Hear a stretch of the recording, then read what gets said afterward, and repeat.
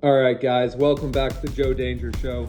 In this episode, we are freedive spearfishing Florida's Nature Coast. This area of Florida is absolutely beautiful, and it really gives you a sense of what Florida must have looked like many years ago before most of our land was developed. The plan is to get an early start to the day and meet up with our captain and fellow Spearo, Jeff Crutcher, about an hour before sunrise.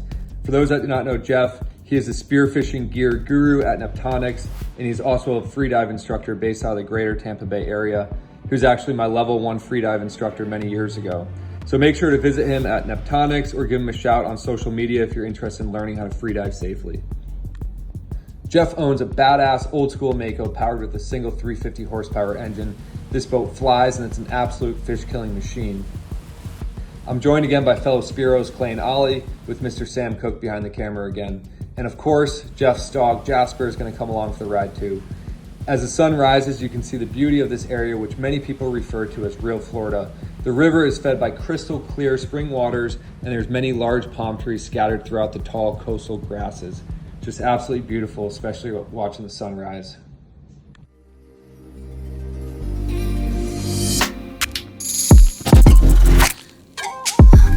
We make our way out of the river and into the Gulf of Mexico, and about 45 minutes later, we arrive at our destination. All right, so what we're doing today, guys, we're going to hit an artificial reef system out here. It's going to be 25, 28 feet deep to the sand. We have some World War II Army tanks. There's probably a dozen tanks scattered out throughout here. There's a bunch of culverts, so concrete culverts and pipes they put out here. So it's literally just a massive area where they create an artificial reef out here about 20 miles offshore. We're going to go take down a 50-pound coaster. Yeah. For those that do not know me, I'm a huge history buff. I love diving shipwrecks and learning about the history of each sunken vessel, but today will be my first time ever diving Army tanks. We hop into the water and are greeted with top to bottom visibility.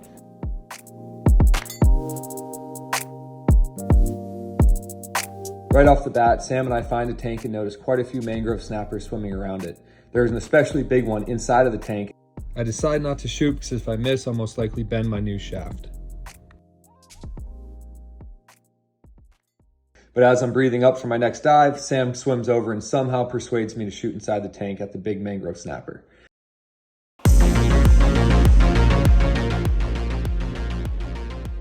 Easily convinced, I go down, stick my head inside the tank, and take a poor shot and end up getting my shaft lodged deep inside the tank with no chance of recovery. Not the start I wanted, but fortunately I did bring an extra shaft with me today.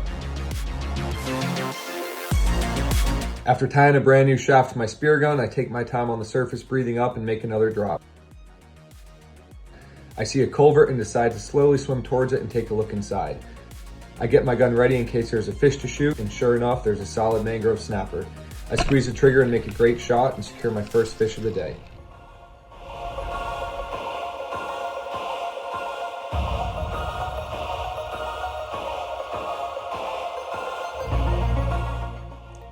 As I swim back to the boat, I can see that Ollie and Clay have put a few nice mangrove snapper in the cooler as well. Mangrove snapper, especially ones this size, are amazing to cook. They have sweet, white, flaky meat, and they can be great to stuff and cook whole as well. This artificial reef was really awesome diving. Jeff says it's time to move spots and hit some live bottom in search of hogfish.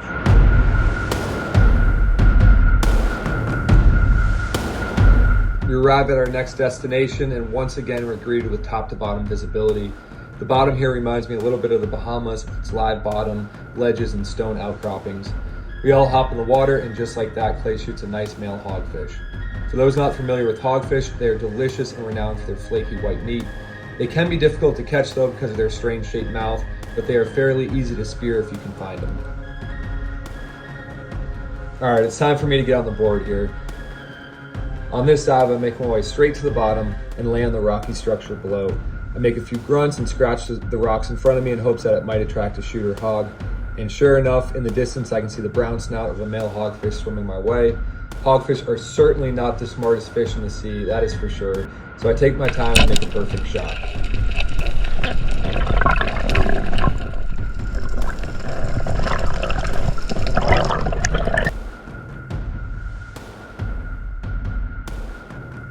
Male hogfish have the brown colored snout, while female hogfish have a more reddish colored face.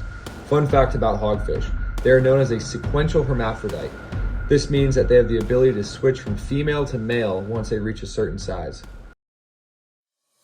Our cooler is getting filled quickly.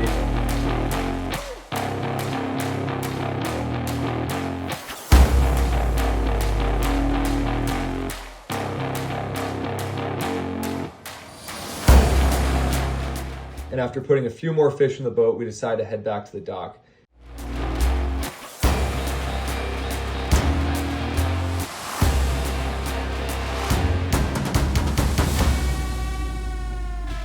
Fresh mangrove snapper and hogfish is delicious, cooked a number of ways, but tonight we decided to bring out the skillet and pan sear it with a blackening seasoning. Absolutely delicious. I hope you guys all enjoyed this episode. If you did, please make sure to subscribe to the channel. See you next time.